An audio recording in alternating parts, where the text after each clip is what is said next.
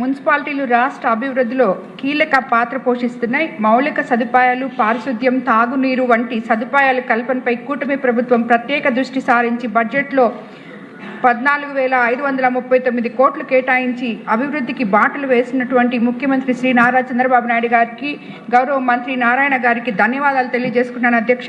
రాష్ట్ర వ్యాప్తంగా మున్సిపాలిటీ బలోపేతం కోసం ప్రభుత్వం తీసుకున్న చర్యలు ఇతర రాష్ట్రాలకు ఆదర్శంగా నిలిచాయి అధ్యక్ష.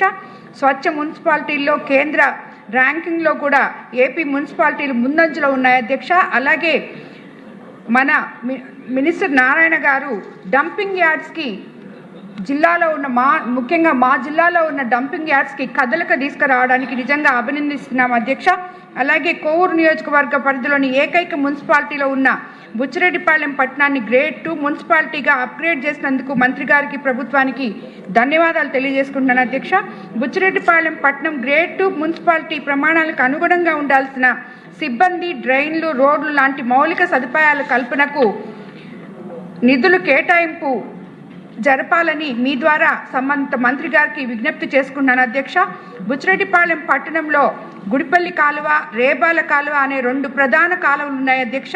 ఆ 2 కాలువలకు ఇరువైపులా సైడ్ రివిట్మెంట్తో పాటు ప్రొటెక్షన్ వాల్ నిర్మించేందుకు నిధులు మంజూరు చేయవలసిందిగా మీ ద్వారా గౌరవ మంత్రి గారిని విజ్ఞప్తి చేసుకున్నాను అధ్యక్ష.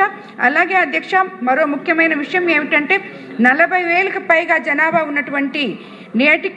ఉన్నప్పటికీ నేటికి గ్రామ పంచాయతీగా ఉన్న మా నియోజకవర్గ కేంద్రమైన కోవూరు గ్రామాన్ని మున్సిపాలిటీగా అప్గ్రేడ్ చేసే ప్రతిపాదన దశాబ్ద కాలంగా వివిధ కారణాలతో వాయిదా పడుతూనే వస్తుంది అధ్యక్ష. అది ఆల్రెడీ నేను మంత్రి గారికి విన్నవించుకొని కూడా ఉన్నాను అధ్యక్ష.